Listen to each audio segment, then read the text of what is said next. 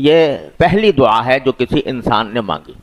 حضرت آدم علیہ السلام کو جب پیدا فرمایا گیا اور ان سے غلطی سرزد ہوئی کہ ایک درخت کے بارے میں فرمایا گیا تھا کہ اس کو مت کھانا، مگر انہوں نے شیطان کے بہکائے میں آ کر کھا لیا تو حدیث میں وہ قرآن کریم نے یہ بتلایا ہے کہ جب وہ کھا لیا تو ان کی جو شرمگاہیں ہیں وہ کھل گئیں۔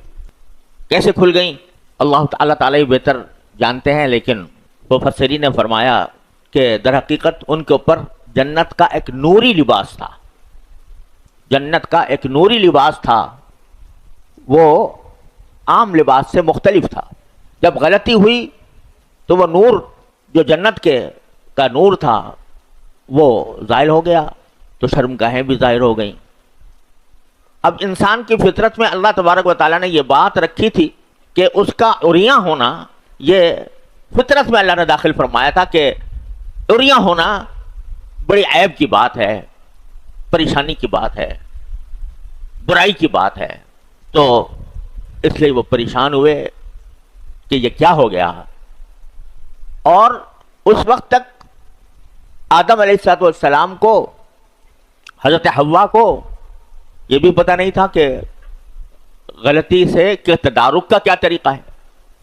احساس تو ہو گیا۔ قرآن کریم میں یہ فلما ذاق الشجرۃ بدت لہما سوآتہما، جو ہی انہوں نے اس کو چکھا، یعنی ابھی اس میں پوری طرح مزے لے کر کھانے والی بات نہیں ہے، ابھی چکھا ہی تھا کہ بدت لہما سوآتہما، چکھتے ہی وہ لباس نور اتر گیا، شرمگاہیں سامنے آ گئیں، پتہ چلا کہ ہم سے غلطی بہت سخت ہو گئی ہے۔ اب اس غلطی کا تدارک کیا ہو اس وقت تک پتہ نہیں تھا۔ تو اللہ تبارک و تعالیٰ کی آواز آئی کہ الم انہکما ان تلکما الشجرہ، کیا میں نے تمہیں منع نہیں کیا تھا کہ اس درخت کے پاس نہ جانا؟ اب شرمندگی ہے، ندامت ہے، اور طریقہ معلوم نہیں ہے کہ اس شرمندگی اور ندامت، اس غلطی کی تلافی کیسے ہو، اس کے تدارک کیسے ہو۔ تو قرآن فرماتا ہے کہ فتلقى آدم من ربہ کلمات، آدم علیہ السلام نے اپنے پروردگار ہی سے سیکھے، یعنی اس رحیم و کریم کی ذات کو دیکھو کہ الفاظ بھی خود ہی سکھائے کہ یوں کہو گے تو تمہارا گناہ معاف ہو جائے گا۔ اللہ تعالیٰ کے سکھائے ہوئے الفاظ ہیں، اور پہلی بار یعنی انسان کی پہلی دعا یہ ہے ربنا ظلمنا انفسنا، کیا الفاظ سکھائے کہ اے ہمارے پروردگار ہم نے اپنی جانوں پر ظلم کیا۔ اب یہاں تثنیہ کا صیغہ ہے، قالا ربنا ظلمنا، دونوں نے کہا، آدم نے بھی کہا، آدم علیہ السلام نے بھی، حوا نے بھی کہا علیہ السلام، کیا کہا کہ ربنا ظلمنا انفسنا۔ اب یہ دونوں جو ہیں اکٹھے کہہ رہے ہیں، یعنی یہ بھی طریقہ ہو سکتا ہے کہ یہ ہر ایک کی زبان پر یہ پوری دعا الگ الگ آئی ہو، اور یہ بھی ہو سکتا ہے کہ دونوں نے مل کر اجتماعی طور پر گویا یہ دعا مانگی۔ اب یہاں ہیں تو دو آدمی، ایک آدم علیہ السلام، ایک حوا، اور اسی لیے تثنیہ کا صیغہ استعمال کیا قالا۔ لیکن جب آگے کہا ظلمنا انفسنا تو بظاہر قاعدے سے تو کہنا چاہیے تھا ربنا ظلمنا نفسینا، اپنا تثنیہ، لیکن فرمایا انفسنا، ہم نے اپنی جانوں پر ظلم کیا ہے۔ عربی کے لحاظ سے یہ جمع کا صیغہ ہے جس میں کم سے کم 3 ہونے چاہیے، ہیں تو 2 ہی۔ تو واللہ سبحانہ وعلم، حضرت آدم علیہ السلام اور حضرت حوا در حقیقت نمائندے تھے آگے کی نوع انسانی کے لیے، پوری نوع انسانی کے لیے ایک نمائندہ اللہ تعالیٰ نے بنایا تھا ان کو، لہذا ان کو پتہ تھا کہ میری ظلم سے اولاد پیدا ہونے والی ہے قیامت تک۔ تو آدم علیہ السلام نے اپنی اور اپنی اہلیہ کے ساتھ سارے آنے والوں کو شامل کر لیا، ربنا ظلمنا انفسنا وَإِن لَّمْ تَغْفِرْ لَنَا وَتَرْحَمْنَا لَنَكُونَنَّ مِنَ الْخَاسِرِينَ۔ اب ذرا ایک بات بڑی سمجھنے کی ہے کہ اللہ تبارک و تعالیٰ نے حضرت آدم علیہ السلام کو پہلے ہی زمین پر بھیجنے کا فیصلہ کیا ہوا تھا، ملائکہ سے اعلان کر دیا تھا تخلیق سے پہلے ہی، انی جاعل فی الارض خلیفہ، میں اپنے زمین میں اپنا ایک نائب پیدا کرنا چاہ رہا ہوں. یعنی تخلیق سے پہلے ملائکہ کے سامنے اعلان کیا تھا کہ ہم زمین میں بنا رہے ہیں اپنا خلیفہ، جس کا مطلب کہ اس کو زمین پر بھیجا جائے گا. پہلے سے یہ بات طے تھی، پہلے سے اس ارادے کا اظہار فرما دیا تھا کہ زمین پر بھیجا جائے گا. لیکن جب کر لیا، پیدا کر لیا تو رکھ دیا اس کو جنت میں رکھا. اب آخر مقالے کار تو ارادہ پہلے سے تھا زمین پر بھیجنے کا، لیکن زمین پر بھیجنے کے لیے ابھی صلاحیت نہیں پیدا ہوئی تھی. زمین پر بھیجنے کی صلاحیت نہیں تھی. کیوں نہیں تھی؟ اس واسطے کہ انسان کو یہ غلطی کا پیکر بنایا.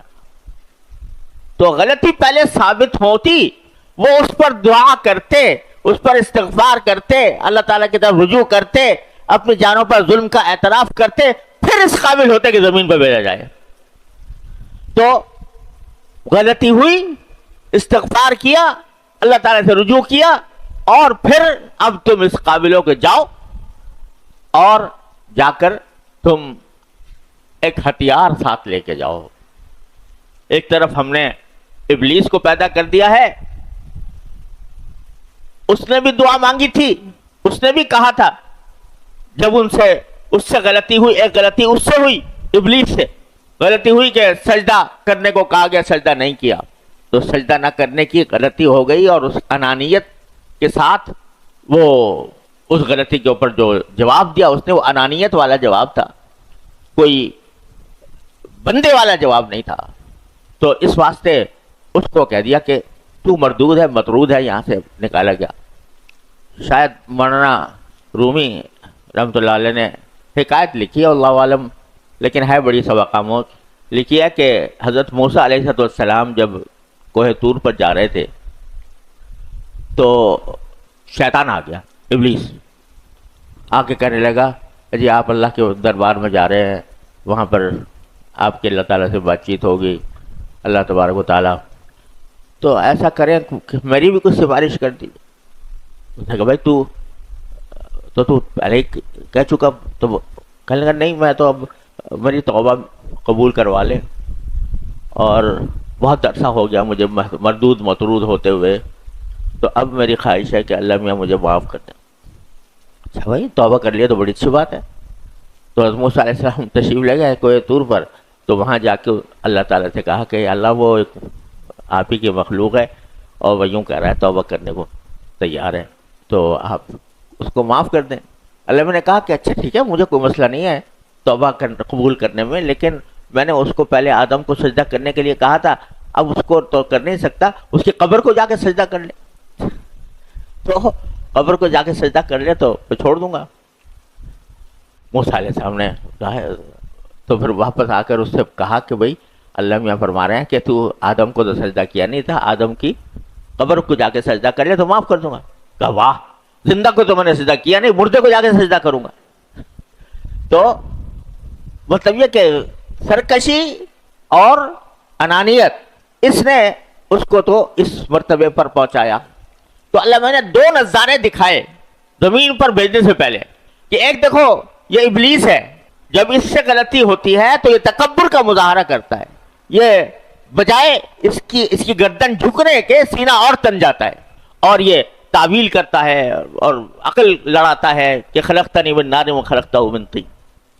ایک تو یہ ہے جس کے بارے میں اقبال نے کہا کہ صبح ازل یہ مجھ سے کہا جبرائیل نے، صبح ازل یہ مجھ سے کہا جبرائیل نے، جو عقل کا غلام ہو وہ دل نہ کر قبول.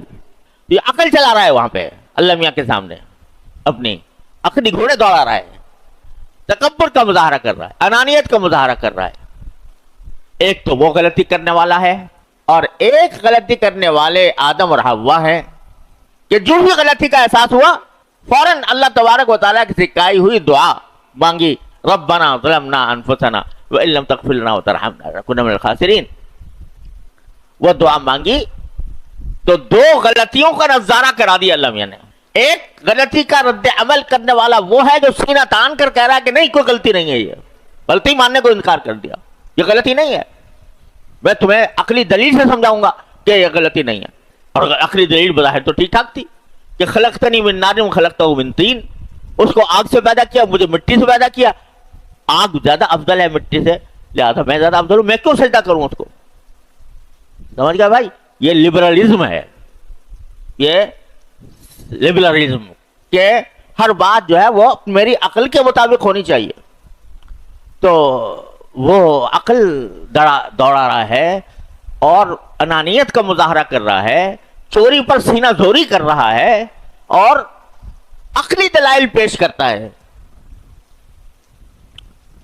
عقلی دلائل پیش کرتا ہے. بھائی بات تو ہم کہہ رہے ہیں جو لاجک کی بات ہے، لاجک ہے، لاجک یہ کہتی ہے کہ خلقتنی من نار و خلقتہ من طین.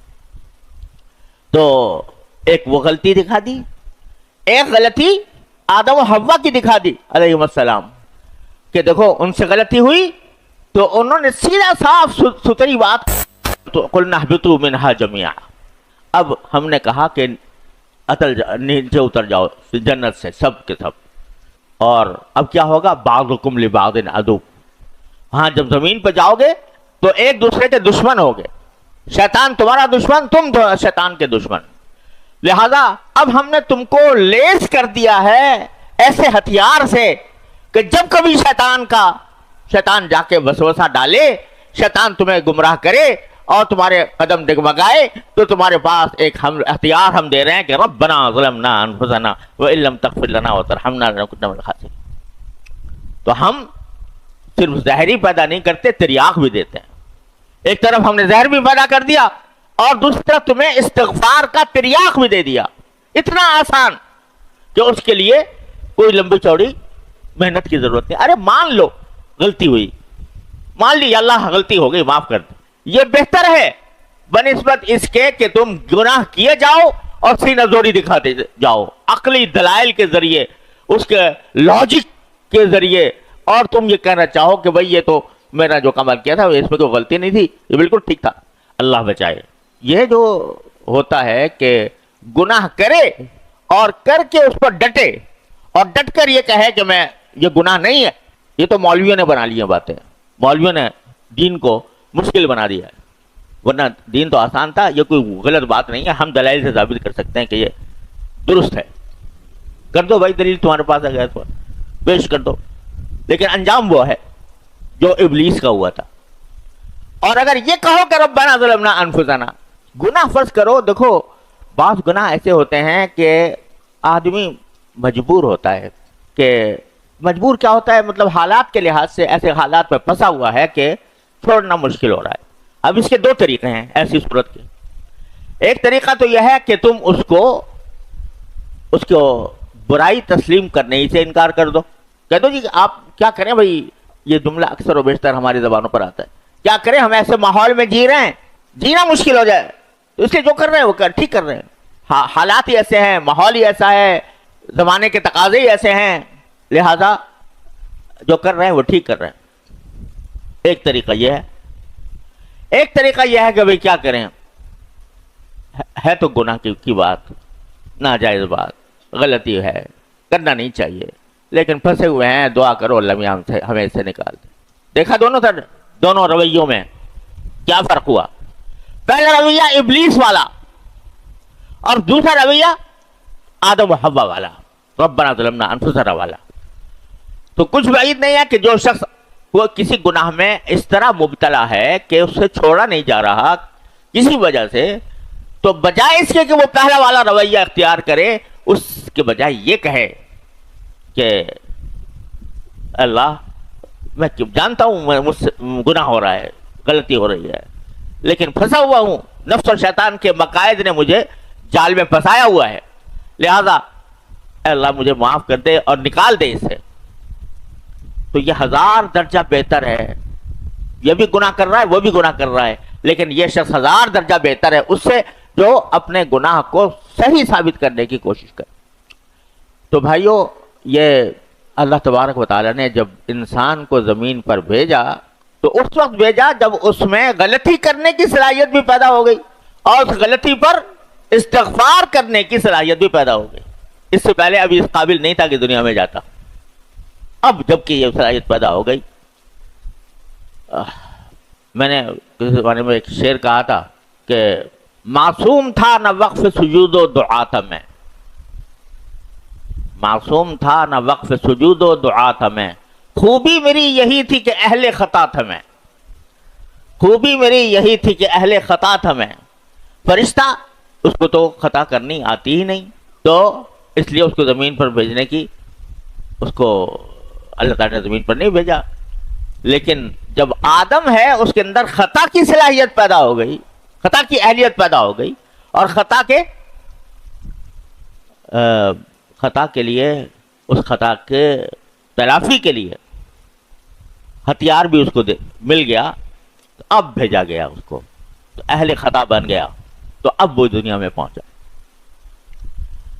اور اسی میں نے یہ بھی کہا تھا کہ ابلیس ہے میرے لیے ایک امتحان تو کیا، ابلیس ہے میرے لیے ایک امتحان تو کیا، ابلیس کے لیے بھی تو ایک ابتلا تھا میں، ابلیس کے لیے بھی تو ایک ابتلا تھا میں۔ اللہ میاں نے ابلیس کو بھی تو مجھ سے ہی آزمایا تھا کہ اس کو سجدہ کر، اور وہ اللہ میں نے اب اس کو میرے لیے ابتلا بنا دیا ہے کہ وہ بہکائے گا، لیکن بہکانے کا طریقہ سمجھا دیا تمہیں پہلے ہی سے، جب بہکائے یہ زہر، یہ سانپ تمہیں ڈسے تو اس فوراً یہ تریاق استعمال کر لو کہ ربنا ظلمنا انفسنا وان لم تغفر لنا وترحمنا لنکونن من الخاسرین۔